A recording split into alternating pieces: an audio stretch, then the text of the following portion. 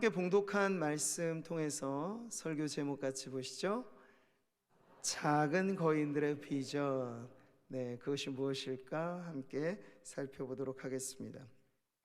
독일 출신의 영국 경제학자 에른스트 슈마허라는 학자가 있는데, 그는 2차 세계대전이 지나면서 이 거대주의, 물량주의, 기계화되어지는 근현대의 사회의 이 부조리와 병폐들을 보면서 오히려 이제는 큰 것이 아니라 작은 것의 가치를 다시 되찾아야 할 때이다 하는 것을 말하면서, 그런 단 3단어로 이루어진 아주 책을 내놓았는데, 그것이 그 시대를 뒤바꿔 놓는 엄청난 영향력을 주었어요. 이름하여 작은 것이 아름답다라는 책입니다. 지금까지도 많은 사람들의 생각은 보다 빨리, 보다 크게, 거대와 물량화에 여전히 시선이 사로잡혀 있습니다. 그래서 대부분의 많은 성공담들은 이 얼만큼 그 조직이 커졌느냐, 여기에 관련이 되어 있어요. 그러다 보니 사실 현대 교회의 특이점 중에 하나가 교회의 대형화라는 부분에 있습니다. 물론 하나님은 큰 교회면 큰 교회대로 쓰시는 일이 있고, 작은 교회는 작은 교회대로의 역할이 있습니다. 딱 칼로 나눠서, 이 기독교는 공산주의가 아니잖아요. 분배와 어떤 평균화 평등을 이야기하는 것이 아니라 5달란트, 2달란트, 1달란트 하나님의 뜻대로 주시는 것들은 다 다를 수 있습니다. 자, 거기에 있어서는 우리는 문제가 없어요. 그런데 교회가 목표 자체를 거대화시키는 대형화를 목표로 하다 보면은 누구든지 좋습니다. 아무라도 좋습니다. 심지어 예수를 안 믿어도 좋습니다. 복음을 몰라도 좋습니다. 그냥 오기만 하십시오. 기부금 내듯 그냥 헌금만 하십시오. 아무라도 뭐더라도 다 받겠습니다 해서 교회가 팽창하다 보면요, 문제가 터지게 되죠. 그 문제 중에 가장 큰 문제는 교회의 거룩성이 떨어진다는 거예요. 그러니까 성도로서의 멤버십은 다름에 있지 않거든요. 내가 예수 믿어. 오전 설교를 통해서도 나는 공로 없으나 예수 공로 힘입어 내가 성도 되고 내가 자녀 되었다라고 하는 자신의 놀라운 삶의 변화가 성도됨의 가장 중요한 자격 요건입니다. 세상에서 당신이 얼만큼 잘 나가는 분이시냐, 교회는 거기에 관심이 없어요. 교회는 누구든지, 대통령이든 아니든 누구든지 교회 문 안으로 들어오면 예수를 믿으십시오.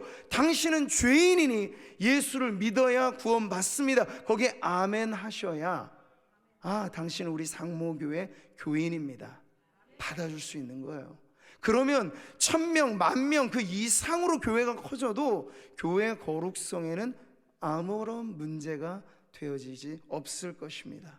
그런데 이 부분이 정확하게 우리가 짚고 넘어가지 않아 버릇하다 보니까 교회가 커가면서 거룩성은 떨어지게 되는 이런 문제를 우리가 경험하고 있는 것이죠. 교회의 거룩성은 다수의 가치에 달려있지 않습니다. 얼마나 많은 사람이 모였느냐가 그 교회의 진가가 아닙니다.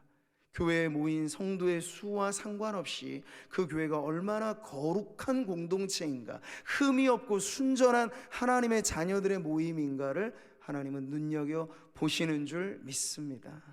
그런 점에서 저는 오늘 소그룹 중보기도 사역의 새로운 출발로서의 발대식이 우리에게 중요한 메시지가 된다고 봅니다. 교회가 하는 모든 사역들이 대형화되고 군중의 역할로서 가게 됨으로써 성도들이 소외되는 현상, 앞서서 두각을 나타내는 몇몇의 성도들로만 교회가 이끌려가다 버릇하면 대다수의 많은 성도들은 뒷전으로 밀려나고, 나는 그냥 아무것도 하지 않고 관망만 해도 되겠다라고 하는 관중의식을 갖게 만드는 건 매우 큰 문제가 아닐 수 없습니다. 그럴 때 우리는 이제 패러다임을 바꿔서 교회가 하는 모든 일들이 우리가 다 모든 성도를 전면에 내세워서는 어렵잖아요. 그러면서 우리가 취하는 방식은 현장의 사역들을 소그룹화 시키는 방식입니다. 이것이 오늘 소그룹 중보기도 사역의 원리일 뿐만 아니라 교회가 이제 하나하나 몸의 지체의 원리도 그렇잖아요. 우리 몸을 보면 아주 오묘한 이치가 있어요.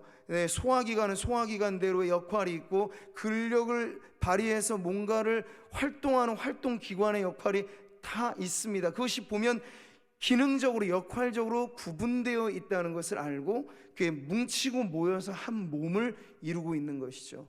그래서 현장에서의 사역은 결국 소그룹의 원리로 진행된다 하는 걸 알게 되는 거예요. 우리가 코이노니아로서의 교회 공동체를 생각합니다만 교제를 한꺼번에 우리가 다 하기는 쉽지 않죠. 이따 그럼 교회의 큰 행사 기대하십시오. 5월 20 며칠이죠? 우리 친교 위원장님 27일입니까? 27일 맞죠?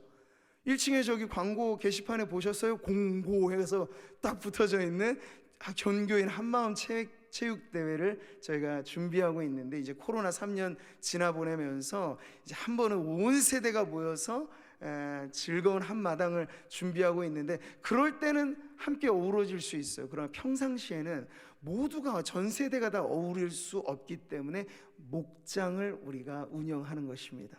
성도의 교제도 소그룹화되어져 있는 목장을 통해서 경험할 때 그것의 진가를 맛볼 수 있는 것이죠. 자, 대형화된 군중은 영적인 세계에서의 그 존재감은 미미할 수 있습니다. 하나님은 언제나 군중을 선동해서 일하시지 않고, 하나님의 방식이 오늘 우리가 말씀에서도 보듯이 작은 자로 천을 이루고 약한 자로 강국을 이루는 방식이라고 하는 점을 이제 우리가 눈여겨보면서 오늘 말씀을 듣는 모든 성도들이 그 하나님 나라를 빛내는 작은 거인들과 같이 하나님 앞에 쓰임받게 되시기를 축복합니다. 사울의 아들 요나단이 얼마나 용맹무쌍하게 그 적진을 향하여 돌파해 나갔는지를 성경은 이러한 신앙의 고백으로 알려주죠. 같이 읽습니다. 여호와의 구원은 사람의 많고 적음에 달리지 아니하였느니라. 아멘. 정말 우리는 이것을 믿어야 됩니다. 하나님이 다수에 따라 움직이시는 분이 아니고, 진짜로 하나님을 믿는 사람이 누구냐에 따라 하나님은 지금도 하나님의 위대한 손을 펼쳐서 역사를 이루시는 분이라는 걸 우리가 믿기를 바랍니다. 그래야 여러분 소그룹의 가치를 경시 여기지 않을 수 있어요. 우리가 작게 모였으니까, 큰 교회는 모든 걸 큼지막하게 한다라는 것만 생각에 몰두하시면 소그룹을 경시할 수 있어요. 목장을 소홀히 여길 수 있어요. 그러나 이 작은 그룹에서부터 하나님의 일하심이 나타난다는 것을 우리가 보아야 하겠습니다. 그래서 공동체 사역의 원리가 친교든 모든 우리의 위원회로 돌아가는 모든 사역들, 목양으로 돌아가는 모든 사역들, 사역의 현장은 결국 소그룹의 원리로 이어지게 된다는 것을 우리가 확인하면서, 앞선 경제학자의 책은 작은 것이 아름답다라고 했다면, 저는 오늘 이 말씀을 주제로 해서 이렇게 외치고 싶어요. 따라해 보겠습니다. 작은 것이 위대합니다. 네, 정말 그렇습니다. 성경의 역사는 작은 거인들의 발자취였던 것을 우리는 압니다. 구속의 놀라운 역사가 시작될 때 하나님은 아브라함 한 사람을 부름으로부터, 처음부터 뻥튀기를 하듯이 하나님 백성 이렇게 만들 거야가 아니고, 아브라함 한 사람을 부르고 그에게 약속을 주시고 수십 년간의 세월을 인내하게 하시면서 하나님의 이 나라가 아브라함 한 사람의 이 일대기가 이삭으로 넘겨지고, 이삭에서 야곱으로, 야곱에서 요셉으로, 그러니까 우리가 창세기라고 하는 위대한 새 역사의 이야기가 3분의 2가 넘는 부분이 족장들의 연대기였다고 하는 것이 굵직한 메시지가 되는 것입니다.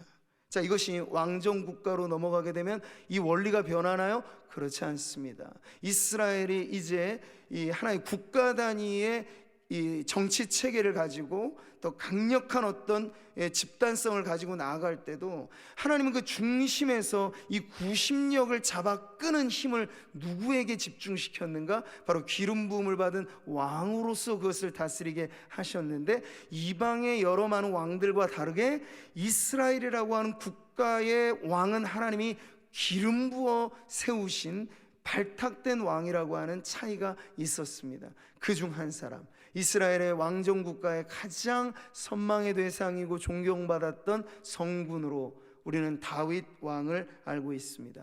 그 다윗이 혜성처럼 등장해서 역사의 무대를 주름잡게 될 때 다윗은 거대한 세상의 시스템을 무너뜨리는 작고 작은 한 사람의 모습으로 등장합니다. 바로 골리앗과의 싸움에서부터 다윗의 존재감이 드러나게 되니까요. 여러분, 골리앗을 아십니까? 그 블레셋의 모든 진영을 대표해서 엄청난 퍼포먼스죠. 모든 블레셋을 대표해서 한 사람을 세우고 떵떵거리면서 나와 함께 겨룰 사람 나와봐 라고 하는 그 어떠한 조직화된 거대한 시스템의 한 부분을 보여주는 이가 바로 골리앗이었습니다.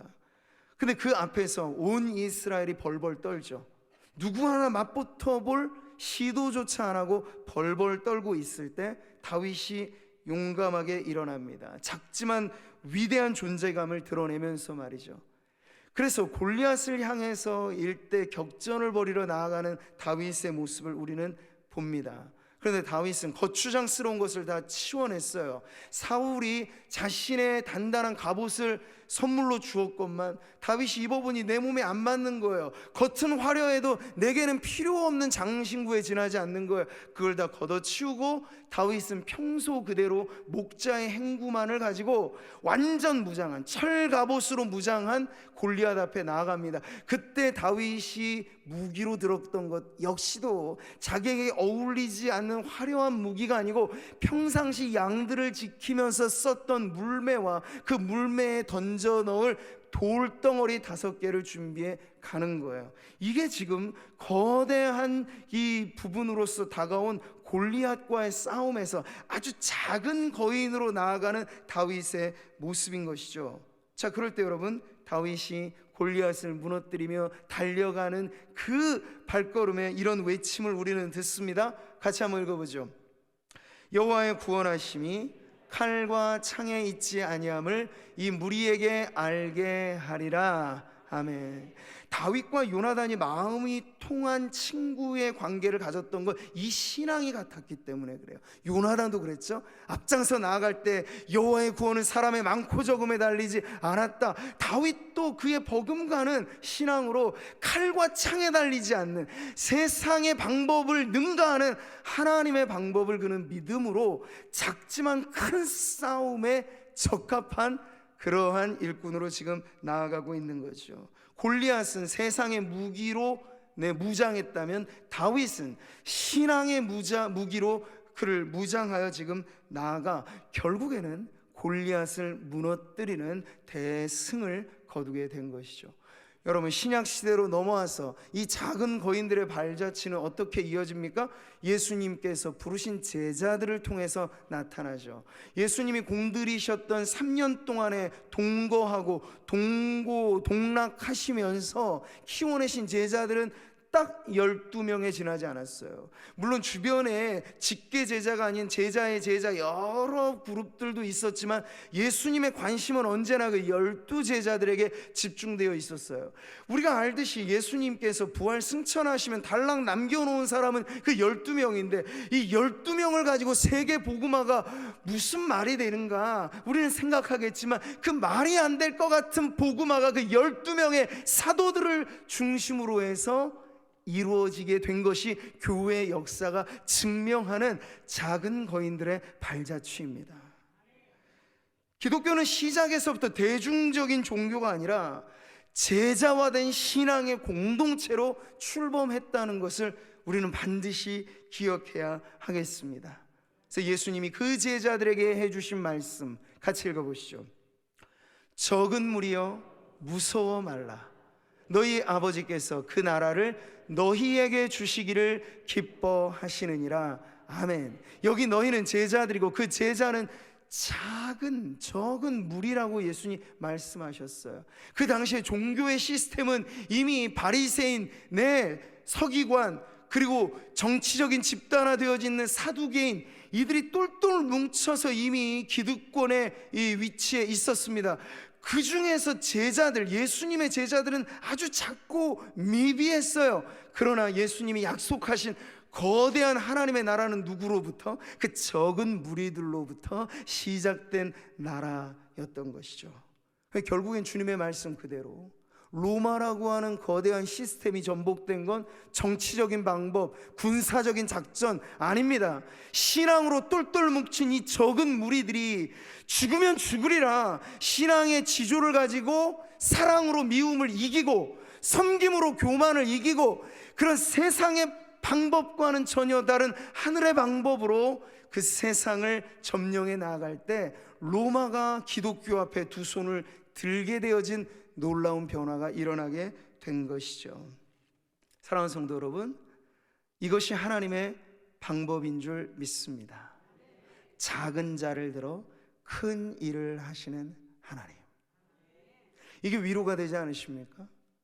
여기 모인 우리 모두가 한 분 한 분으로 따져서 볼 때, 물론 세상에서 그 이름이 어느 정도 잘 알려지신 분들도 왜 없겠습니까? 그러나 보통의 모든 성도들은 그런 세상의 시스템과는 좀 비껴난 삶에 많이 있기 때문에 보기에는 작아 보이고 보기에는 약해 보이고 보기에는 미미해 보일지 모르겠지만 하나님의 약속은 여전히 분명하게 이런 적은 무리인 우리들을 통해서 지금도 하나님의 나라는 왕성하게 이루어진다는 사실을 믿으시기를 바랍니다. 이스라엘 백성이 여리고 성에 들어가 약속의 땅 가나안에 들어가는 그 첫 관문으로서의 철옹성을 무너뜨릴 때 역시 하나님의 방법이 돋보였습니다. 작은 자를 통하여 큰 일을 이루시는 하나님의 그 방법 말이죠. 고대 전쟁에서의 병법은 철저히 물량주의입니다. 병세를 서로 비교해 봐서 머릿수가 많은 데가 이기게 되어 있는 거예요.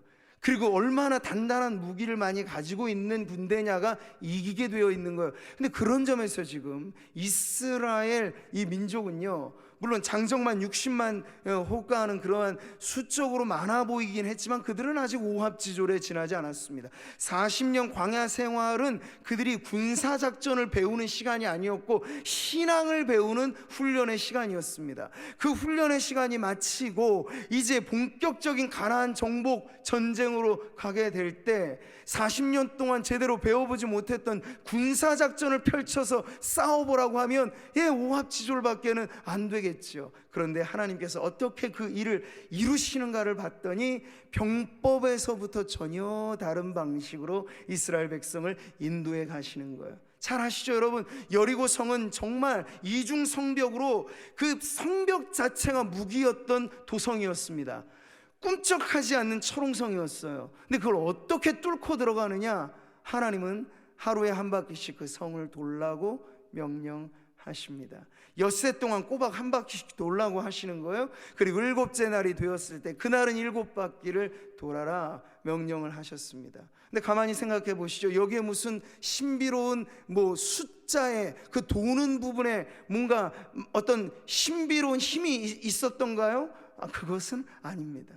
하나님께서 침묵하고 행진하게 하시는 그 무혈전쟁의 원형의 모습, 사람이 총칼로 싸우는 전쟁이 아니라 하나님의 방법대로 이기게 하시리라. 너희는 말없이 하나님의 행하심을 그저 지켜보면 될 것이다 하여서 여호와의 언약궤를 중심으로 하여, 언약궤는 곧 하나님의 임재이죠, 성을 돌라고 하셨을 뿐이에요.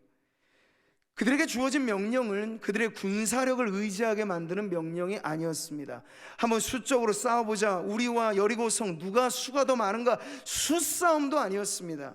시작부터가 불리한 여건이죠. 성에 가까이 인접해서 돌다가 성 위에서 뜨거운 물을 붓거나 돌멩이를 던지면 다 죽을 판입니다. 그 위험한 명령에 이들이 과연 순종하느냐 아느냐, 바로 병법의 핵심은 순종에 달려 있었던 겁니다. 이 적은 무리, 수적으로 많아서가 아니라 그들의 존재 자체가 약하고 세상과 비교하면 부족하기만 한 그 방식에서 하나님은 과연 어떠한 일을 행할 것인가. 성경의 역사는 우리들에게 그 순종의 끝자리에서 이제 고함쳐 외쳐라. 근데 그 고함 소리가 벽돌을 깨부셨다, 그건 과학으로 규명되는 게 아니고 신앙이 말해주는 바 하나님의 기적이 일어나게 된 것입니다. 우리가 아무리 생떼를 내어 소리를 쳐보십시오. 벽돌 하나 떨어져 나가지는 않아요. 우리의 사람의 소리가 벽돌을 무너뜨린 게 아니란 말입니다.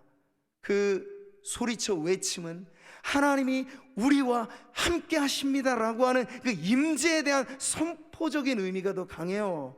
그랬더니 하나님께서 그 거룩하신 임재로 백성들이 아니라 하나님께서 앞장서서 돌진해 가시니까 여리고성이 무너지고 돌 위에 돌 하나 남지 않는 완전한 함락의 승리가 일어나게 된 것입니다. 자, 사랑하는 성도 여러분, 작은 자를 들어 큰 일을 이루시는 하나님의 역사가 바로 성경 면면에 새겨져 있는 하나님의 역사라고 하는 사실을 우리가 꼭 믿어 그 방식의 오늘 우리 교회의 사역을 함께 접목해 가면 좋을 것 같습니다.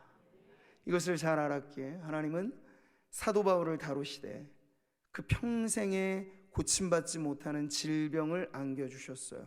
질병 자체는 고난이죠. 아픔입니다. 바울도 견디기가 힘들었던지 부르짖어 3번이나 3번이라고 하는 수는 완전함을 말해요. 그래서 끝갈데없이 하나님, 아마 끝장을 보려는 듯이 바울도 한 번은 기도했던 것 같아요. 하나님, 정말 내가 이러면 복음의 사역에 문제가 됩니다. 성도들이 병들어서 골골대는 목회자를 보면 시험에 듭니다. 제가 병은 남들의 병을 고쳐주면서 제 몸 하나 건사하지 못하면 성도들이 손가락질하고 세상도 비웃습니다. 그래, 하나님의 영광을 위해서 저 좀 고쳐주십시오. 이게 바울의 기도 아니었겠습니까? 타당하죠. 하나님, 제가 만약 우리가 하나님 같았으면 고쳐줘도 벌써 수십 번 고쳐줬을 것 같아요. 바울 같은 사람 건강하게 안 하면 누구 건강하게 하시겠어요? 우리 생각은 그런데 하나님의 응답은 전혀 다르셨어요. 바울아, 네 몸 아프고 힘든 건 나도 알고 네 병들어 아픈 것에 그 아픔에 나도 동참한다. 그러나 육체의 가시를 너에게 준 더 깊은 뜻이 있으니 잘 들어보거라 하여서 하나님은 고쳐주시는 대신에 그 고난이 가지고 있는 의미, 육체의 가시가 바울에게 가져다 주는 의미를 가르쳐 주셨어요. 그게 무엇이었던가요? 그리스도의 능력은 약한 데서 온전하여 진다는 그러한 원리였습니다. 이게 주님의 응답이에요. 이는 내 능력이 약한 데서 온전하여 침이라. 모든 성도를 다 그렇게 다루시지는 않겠습니다만 오늘도 여기 있는 성도님들 가운데 바울과 같이 육체의 가시로 아파하는 성도들 혹 있으시죠? 이것이 내게 저주거리 같고 내게 심판, 왜 나에게만 이런 일이, 이렇게 하면 사실 답을 찾기가 어려워요. 어떤 질병은 하나님 반드시 고쳐주시는 질병도 있지만 어떤 질병은 천국 가는 그날까지 우리가 짊어져야 될 것도 있습니다. 만약 그렇게 짊어지는 질병으로 가게 될 때 이 말씀을 기억하십시오. 하나님의 능력은 내가 약할 때 강함 되게 하신다는 사실을 말이에요. 강한 인간은 근본 교만해지기 쉽습니다. 하나님이 바울을 그렇게 다루실 이유가 있었던 거예요. 바울은 계시에 있어서 엄청나리만큼 많은 계시를 받았던 사람, 그래서 신약 성경의 절반 이상이 바울의 서신으로 기록될 만큼 그는 너무나 중요한 역할을 감당해야 됐어요. 그러나 그도 인간인지라 받은 계시가 많아 교만해질 수 있는 가능성은 바울에도 있었겠죠. 그래서 하나님께서 네가 계시를 받은 게 중하고 많기 때문에 내가 너를 지키기 위하여 너 좀 힘들겠지만 육체의 가시를 허락한 것이니 바울아, 힘들더라도 참고 견디거라. 그러면 알게 될 거야. 무엇을요? 바울이 그래서 깨달아서 이렇게 고백하잖아요. 그러므로 도리어 크게 기뻐함으로, 같이 읽으세요. 나의 여러 약한 것들을 대하여 자랑하리니 이는 그리스도의 능력이 내게 머물게 하려 함이라. 아멘. 사랑하는 성도 여러분, 세상은 강점으로 일하라고 말하고 약점을 감추라고 말합니다. 여러분의 이력사항의 대부분의 약점은 감춰질 거예요. 그러나 하나님은 다르신 분이라 하나님 앞에 솔직하게 나아가는 성도들은 약점을 오히려 하나님 앞에 드러내야 됩니다. 그럼으로써 하나님, 나는 작은 자입니다. 하나님, 나는 약한 자입니다. 하나님 아니시면 나는 어디 가도 쓸모없는 인생입니다. 그러나 하나님이 나로 나되게 하신 것은 내가 약하나 내 안에 강하신 주님으로 말미암은 줄 믿고 나는 세상과 다른 방식으로 나의 이력을 주님께 어필하니 내 약함을 들어 쓰십시오. 이겁니다, 여러분. 근데 오늘날 교회가 세상의 방식을 점점 닮아가서 강함으로 일하려고 해요. 교세로 일하려고 해요. 돈으로 일하려고 해요. 아니 될 말씀입니다. 돈 많은 걸로 치자면 기업을 어떻게 교회가 능가하겠으며, 세상의 방식으로 말하자면 세상의 퍼포먼스를 우리가 어떻게 능가하겠습니까? 다윗이 골리앗처럼 돼서 이기는 게 아니고, 다윗은 여전히 다윗으로서 하나님 앞에 서 있어야 골리앗을 물리칠 수 있는 것입니다. 그러니 우리가 골리앗처럼 떵떵거리기를 힘쓰지 말고, 여리고성처럼 우리 스스로가 강한 성벽이 되려고 하지 말고, 우리는 본디 약하나, 우리는 본디 작으나 하나님이 약하고 작은 우리를 통하여 하나님의 나라를 이루십니다 하는 그 신앙의 고백으로만 똘똘 뭉쳐지는, 여러분, 다윗의 손안에 있는 그 작은 돌이지만 이 단단한 돌 하나가 골리앗을 무너뜨렸듯이, 신앙의 공동체로서 우리 안에 똘똘 뭉쳐진 이 겸손한 신앙의 고백이 있다면, 여전히 여러분 이 세상과의 영적인 싸움에서 교회는 승리하게 될 것입니다. 할렐루야. 오늘 말씀을 마무리하면서 우리 이사야 선지자가 보여준 비전, 그것은 다름 아닌 작은 거인들의 비전임을 알게 됩니다. 오늘 본문의 말씀 한 번 더 같이 읽어보시죠. 그 작은 자가 1000명을 이루겠고 그 약한 자가 강국을 이룰 것이라. 때가 되면 나 여호와가 속히 이루리라. 아멘. 이것을 혹 오해하셔서, 작았던 사람이 떵떵거리면서 많아지는 것이 곧 하나님의 나라인가? 아니요, 하나님의 나라의 시작은 언제나 겨자씨로부터, 그것이 잘하고 잘라도 언제나 나는 본디 약하고 나는 본디 작다라고 하는 그 겸손함을 가지고 있는, 여전히 하나님 앞에서는 작은 자예요.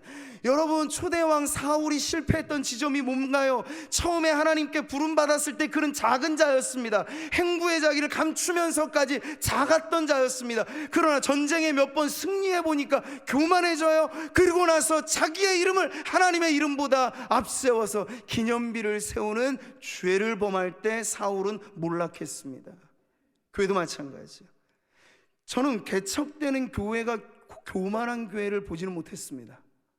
대개 시작엔 겸손하고 절실하고 엎드립니다. 근데 교회가 어느 정도 시스템이 갖춰지고, 나 아니어도 다른 사람이 할 만해 라고 하는 거대한 이 공동체로 바뀌어지게 되면, 우리는 사실 작은 상태보다도 더 많은 위험성이 우리 안에 있다라는 걸 항시 염두에 두어야 합니다. 그래서 더더군다나 우리는 스스로 애써서 커지려고 하면 안 되고 작아지려 해야 하겠습니다. 작은 자의 하나님을 우리는 잊지 말고, 기도하시되 소그룹에 모여 기도해야 될 이유도 바로 거기에 있는 것입니다.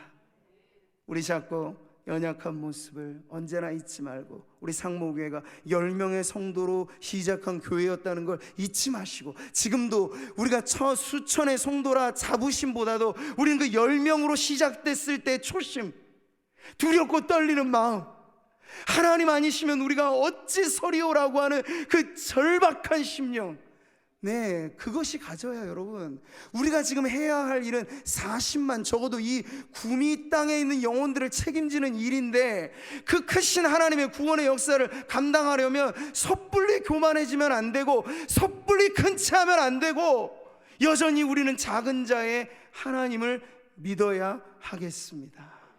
그래서 교회로서 우리의 핸디캡이 있습니까? 다윗 한 몸에 주신 가시처럼 우리 안에 있는 약점들이 있습니까? 그게 오히려 우리를 지켜주는 것이라 믿고, 약할 때 강함되게 하시는 하나님의 승리를 이루어 작은 거인들의 비전, 오늘 이사야가 보여주는 그 하나님 나라의 원대한 꿈과 비전이 쇠하지 않게 우리의 역사 속에 계속해서 이어지는 우리 상모교회, 그리고 교회에 속한 모든 성도님들 되시기를 주님의 이름으로 축복합니다. 약한 자로 강국을 이루시는 하나님의 나라에 이제 기도의 일꾼들로 부름받으신 소그룹 중보기도 대원들, 다시 한번 이 작은 자를 통하여 큰 일을 이루셔서 결국에 모든 영광은 사람에게 있지 않고 하나님께 있게 하시는 그 하나님의 손에, 내가 마치 다윗의 손에 들린 이 돌멩이처럼 작으나 단단한 기도의 일꾼들이 되시기를 결단하시고, 네, 이 중요한 소그룹의 사역의 원리를 우리가 잊지 않고 목장으로 모여 코이노니아를 이루고 사역의 모든 현장마다 성도들이 살아 움직이게 만드는 방식, 대표에서 몇 명이 뛰고 나머지는 박수 쳐주는 관중의 무리가 아니라 모든 성도들이 저마다의 빛깔을 빛내면서 봉사와 섬김과 나누고 베푸는 모든 일에 그렇게 작은 자로 헌신하는 그런 교회가 되기를 주님의 이름으로 축복합니다.